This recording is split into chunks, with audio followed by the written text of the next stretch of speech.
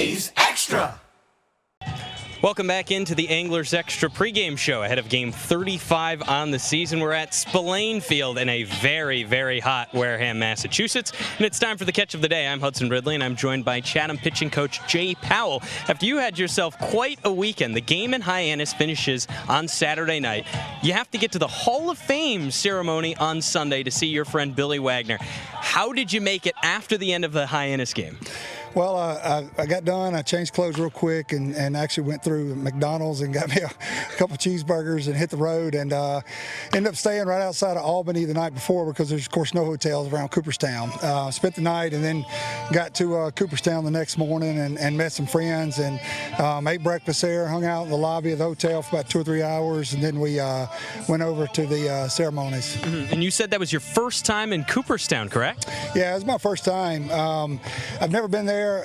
It's of course I wanted to go to the Hall of Fame, but and I debated on this. I said, well, we got an off day, maybe I should spend the night, but I'm gonna have to catch that up on the second time around, maybe sometime. But no, it was awesome. It's really cool for me because I got to see a bunch of guys that, of course, I grew up kind of idolizing and watching. I'm sitting in the lobby and we're sitting there, and I asked my buddy after about 20 minutes. There's this guy sitting 10 foot from me, and I looked at him. I said, "Is that Johnny Bench?" He goes, "Yeah." I was like, "Holy smokes!" So just things like that you don't really realize, but to see those guys kind of in person is pretty cool. Did you work yourself up enough to talk to Johnny Bench? No, I didn't. I saw my old manager, Jim Leland. One of my rookie year, Lee Smith was a closer for the Orioles, so I got to talk to Lee. Randy Johnson, former teammate of mine. I saw a bunch of my old Astro buddies, Mike Hampton, Shane Reynolds, just Morse Salou, a bunch of those guys that we had played with, and it was really fun. It was really fun to be back and just being around those guys, and because it's like Mike Hampton says, it's like nothing's changed. We're still all goofballs, and Lance Berkman was there, so it was a lot of fun. That was kind of the highlight of it for me. Does it take you guys any time to get back into the goofing off, or are you straight away at it? No, it takes zero time. I mean, it's just like you're back in a clubhouse and messing around with each other, and it's just a bunch of 50, 60-year-old men doing it. But no, that was a lot of fun, and we all sent Billy a message last night, and I told him, I said, I appreciate you making the Hall of Fame and for all of us, because for us it was kind of a dream come true, and Billy's a special guy, and he's obviously a once in a lifetime dominant type pitcher, but he's even really a better person, and I'm proud to call him a teammate and a friend, and he is well deserved. What's it like to get to play with a guy like Billy Wagner? Well, if you leave runners on and he's coming in behind, you feel pretty good about it. I kid him all the time. I said, you wouldn't have had any saves if I hadn't given up a run in a 4-run lead or something. But no, I mean, just having him, it's kind of like you have a silver bullet in the back end of a game. And unless you've done it, it's hard to imagine pitching these high leverage ninth innings. And I've done it some in my career, but for a guy to do it like he and Mariano Rivera, Trevor Hoffman, Robbie Nean, these guys that's done it, that's great at it.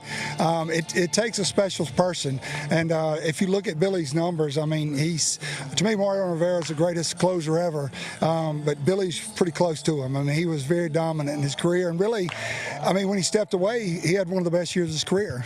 So I mean, it's been funny to see him pitch another 2 or 3 years, what kind of numbers he could put up.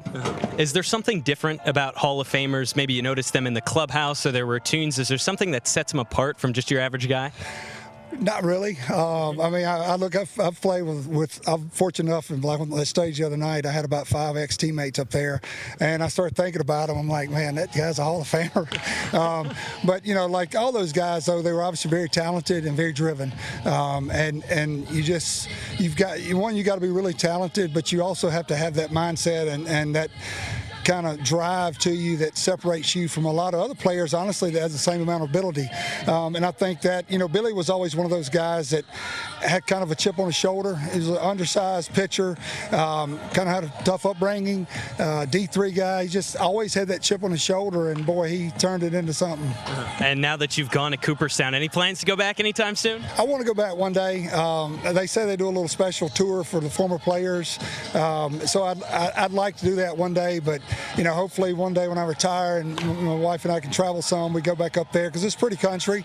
But just going in and out, you really don't have a chance to really enjoy it.